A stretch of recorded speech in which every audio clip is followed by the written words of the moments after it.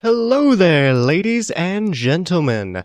This is Crazy Kitsune Gaming with Fuga, Melodies of Steel 3.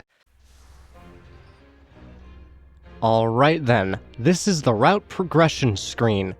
Various effects will occur when the Taranis reaches at an event point. Battles occur at this waypoint. The number on the upper right represents the number of consecutive battles, and that's what I was talking about earlier. So there it's just saying 1, so we're gonna run into one set of enemies, and then that's it. Once they're beaten, all the enemies at that event point will be gone. The Taranis HP is restored at this waypoint, so the green heart ones are the ones that will heal you. The effects of other waypoints can be viewed at the help screen, which, yes, I've already shown you. Alright then. So, onward we go.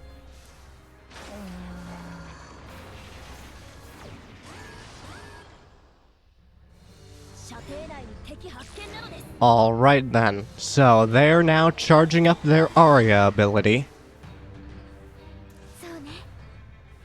The timeline at the top of the screen displays the action order. When a spell circle appears around an enemy, the purple circle with all the cogs moving and spinning around rapidly, yeah, that spell circle, that indicates it is charging for a strong attack.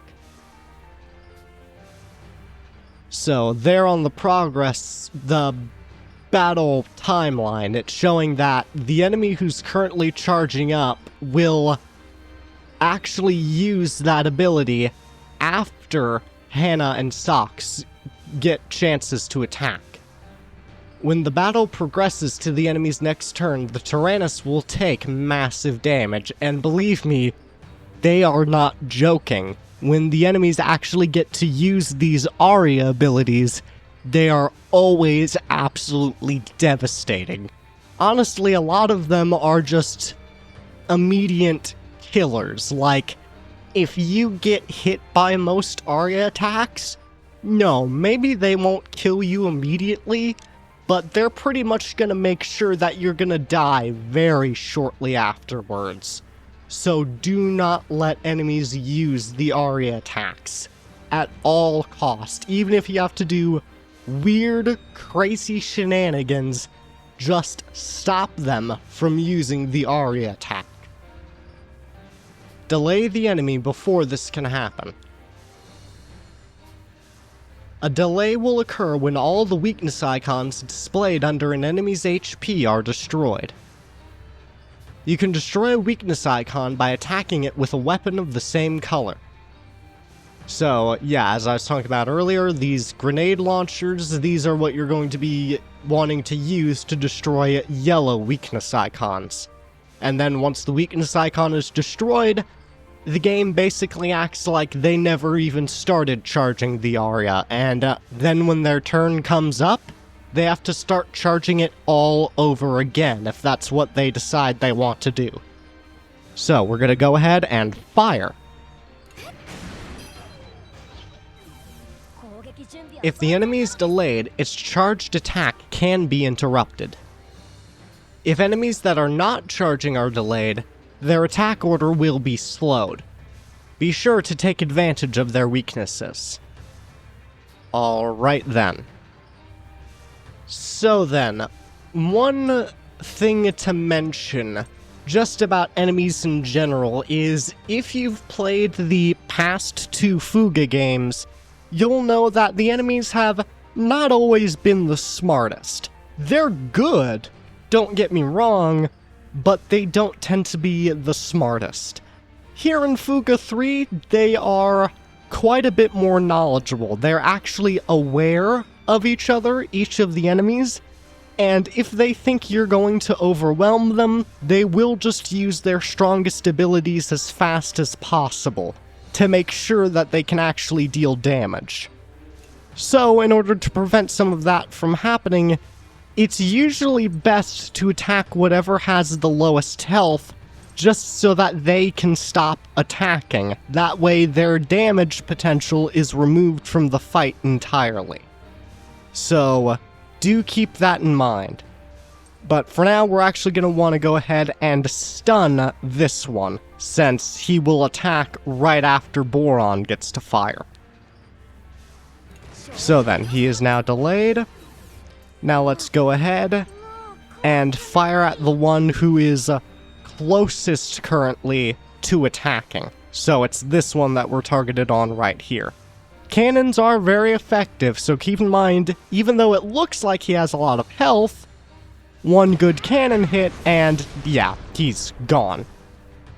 So now we just finish this guy off with 2 more grenades. And they are gone.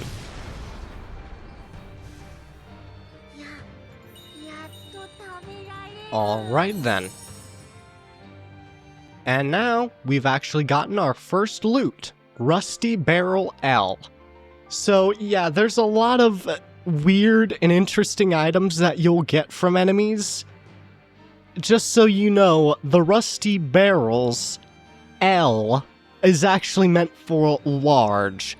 So for example, things like the cannon, or any other large-barreled weapon like that, because I think sometimes they're used in grenade launchers. Yeah, you can use these to upgrade the weapons. So you're definitely going to be happy to be obtaining things like these rusty barrels. It sounds like complete junk, but believe me, it's not. Oh yeah, also, if you go Y to view details, you can actually look at how it describes each one of the different things that it keeps in mind and calculates for your actual rank in the battle. So there you go. So yeah, using a normal attack doesn't really contribute much. Using a skill though, that's quite nice. Attacking an enemy's weakness, that's quite nice. Inflicting status ailments, we haven't quite gotten to those yet, but yes, you can actually give the enemies debuffs, and you definitely want to. And then using burst attacks. Another thing we haven't quite gotten to, I'll explain it when it comes up. So then, off to the next fight. Well, I guess not quite a fight in this case, a healing point instead. Which is kind of ironic since we have no damage, but oh well. So then, over we go, and it would have healed us for 3,750 if we had any damage. Aerial enemies have a high evasion rate. Weapons with high accuracy are effective against these enemies. Let's switch placements on the formation screen. Oh boy, the formation screen. It's time to talk about this thing. So, left bumper for the formation screen. Alright then. Here you can see the abilities of each of the children placed at the 3 gun turrets. This is the information about the top gun turret. The cursor is placed on the attacker position. Weapon attribute effects and damage depend on the abilities of the attacker. Select Boron with the cursor and press A. So then, there is a lot to explain about this screen. So, where the pointer is pointed, just so you know, because I know this can be confusing for a lot of people in my experience, where the pointer finger is at is what the tutorial wants us to select. But the cog around the character icon that's yellow and has the arrow pointing to it from the left is where your cursor is actually placed. So then, as it wants, we're going to go ahead and we're going to grab Boron. So then, select May with the cursor and press A. So now we are going to go ahead and move not Moron. I'm not quite that mean to him. We're going to move Boron to where May is. Now, Anytime you move a character to a spot that another character is already occupying, it will swap them. So here, we're moving Boron to May's position, and that means that's going to take May to where Boron is. Like this, the gun turret's attacker has been switched to May. The icon displayed above each child's head represents their weapon. The machine gun used by May has high accuracy and is effective against aerial enemies. Next, let's switch Hannah with Kyle. Select Hannah with the cursor and press A. Now, also, here in this screen, it will actually show the skills of whoever you have in the gun turret. So here, for example, May is currently occupying the top gun turret with her machine gun, and it's showing under skills that she has piercing shot. I also believe if you press X... Okay, no, it won't quite do that yet. If you press it, it will actually, once we're out of the tutorial, actually give you a description of the abilities, which is quite nice, since it's pretty good to know what abilities do. It also actually shows their attack stats with the sword icon, their luck stat, which generally increases their critical hit chance, which critical hits do extra damage, just in case you didn't know, and it describes the said luck stat with the star, and then their speed stat. Now, speed is a little bit complicated for a turn-based game, but basically how speed works is the more speed they have, the more often they're going to attack, and the less time that will take between each of their turns. So, that is just to keep that clarified. It also shows their weapon's relative accuracy score. So there it's showing that all three of the target, that's the stat right under luck, represented by a target, with dots in it. If all three of the dots are yellow, that means, oh yeah, that's a machine gun weapon, so it has the best accuracy. And then as you get to the rest of the weapons, it will go lower and lower until, well, you reach the cannon that will only have one of those filled in. Also, another thing to talk about here is the support effects. So it's not actually going to tell you here right away, but depending on who is behind the attacker, the main gunner, depending on who is in this area behind them, they will actually get different effects. So Boron here has the support effect of resisting all status ailments. That means that debuffs that would like reduce accuracy or slow down attack speed and things like that, they're not going to be affected by it. And then for example, you have Kyle here, which reduces enemy armor resistance. Now, we haven't quite ran into armor, but armor essentially reduces the damage that enemies take by a certain percentage. Kyle's support effect is to basically reduce the benefits of said armor. So, now we're going to go ahead and put Hannah into Kyle's position. There we go. Now there are two children with machine guns, with one grenade launcher. While switching placements on the screen, you can press right bumper at any time to check the enemy description. Next, let's exit the formation screen. Alright then, so left bumper to return to battle. Confirm this formation?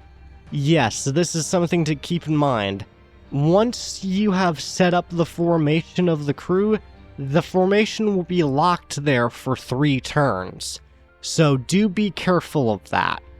They kind of have to do that because you can actually do some weird shenanigans with essentially changing the formation mid-fight and setting it so you basically get to have the same character attack twice.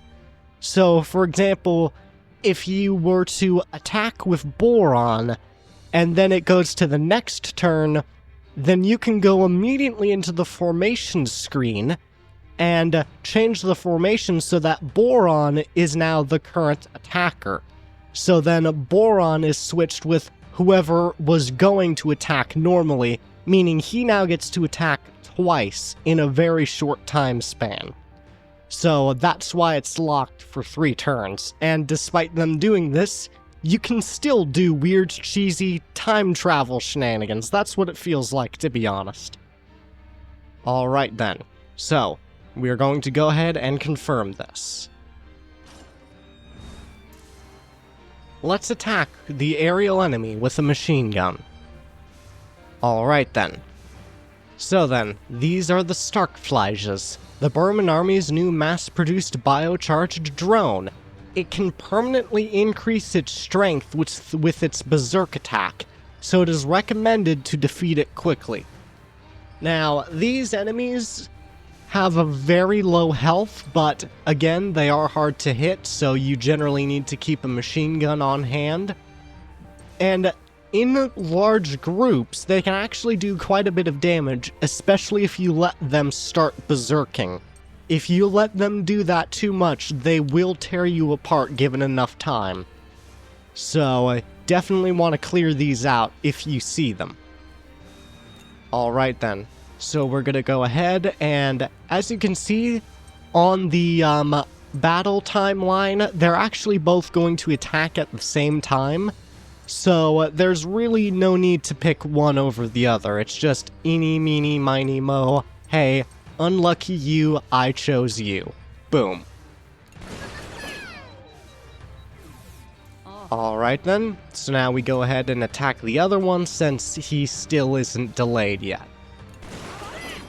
Alright then, and now we have a lot more time to go ahead and kill these guys.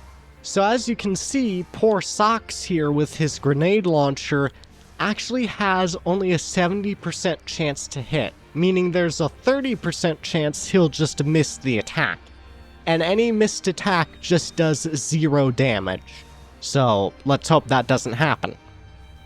It didn't, but keep in mind that you will definitely want to be keeping your chance to hit the enemies as high as possible.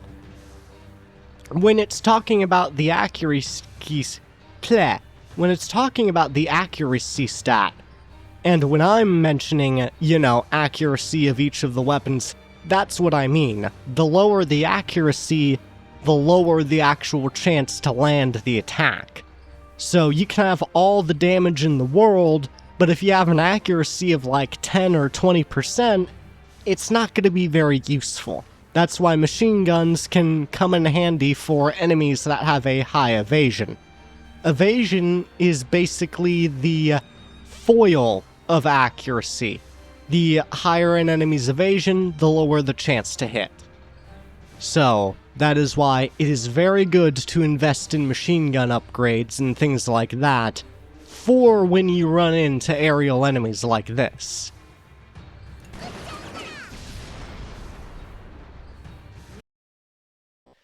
I hope you've enjoyed the episode. I will explain the rest of the mechanics because, yes, there's still more new mechanics to discuss even after all this. So until then, please consider liking and subscribing as it motivates me to make even more videos like this. And until then, I'll see you in the next video. Have a good day.